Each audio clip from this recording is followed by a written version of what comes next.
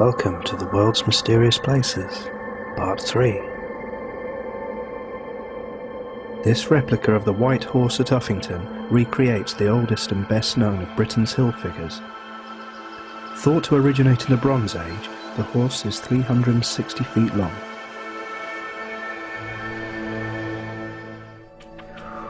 The Blythe intaglios were discovered from the air in the 1930s. The figures represent a man on the left and a mountain lion or horse on the right, and are believed by local Indian tribes to represent the creators of life. The estimated age of the lions varies from a few hundred to a few thousand years old. Altan Ha is the modern name for this ancient Mayan city in Belize. The site may once have been home to about 10,000 people until it was sacked and largely destroyed in about 900 AD. One theory for the cause of this is that a peasant revolt occurred when an important prophecy failed to occur, perhaps a prophecy foretelling the return of Quetzalcoatl.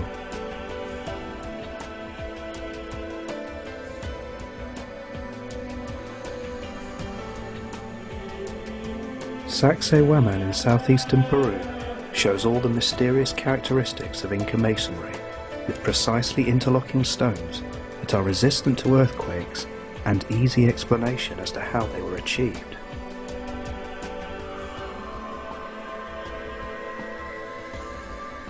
Beneath the ruins is an extensive system of underground passages linking the site to other Inca ruins within the city of Cuzco.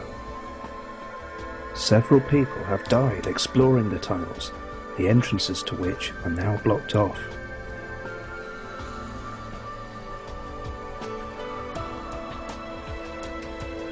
The Temple of Artemis at Ephesus was burned to the ground on July the 21st, 356 BC by Herostratus in order to secure his fame throughout the world.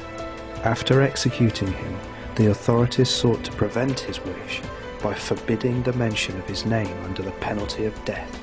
The temple was one of the wonders of the ancient world, and the sacred site goes back at least another 2,000 years to the Bronze Age.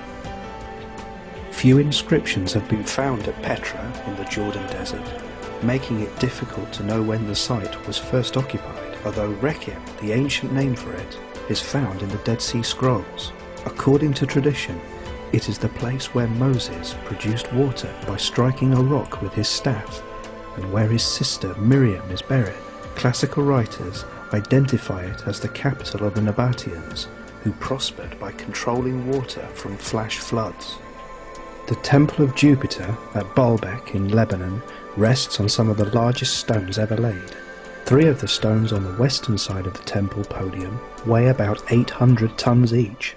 How these stones were moved from their quarry half a mile away and set in place is unknown. Another, even larger stone weighing over 1,000 tons rests in the quarry in the same place where it was cut nearly 2,000 years ago.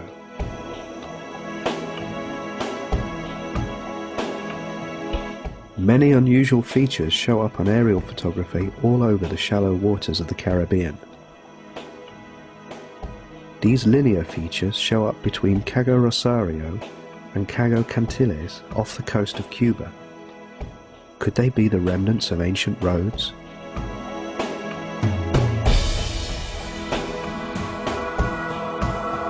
Could they tie in with the reports of an underwater city supposedly found off Cuba's western coast in 2001?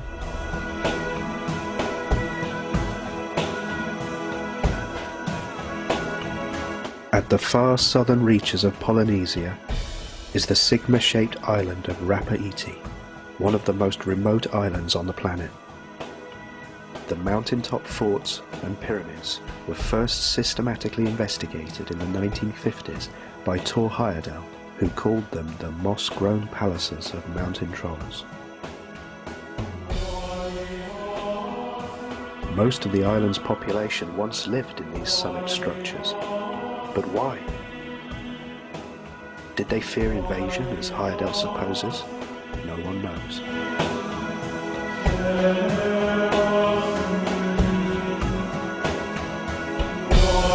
Greatest of all the Polynesian ancient sites is Nan Madol on the island of Pohnpei. This vast complex of royal tombs, canals and seawalls was started around the 12th century. The walls were built from successive layers of huge basalt logs weighing up to 50 tons. Legend has it that the stones were floated into place.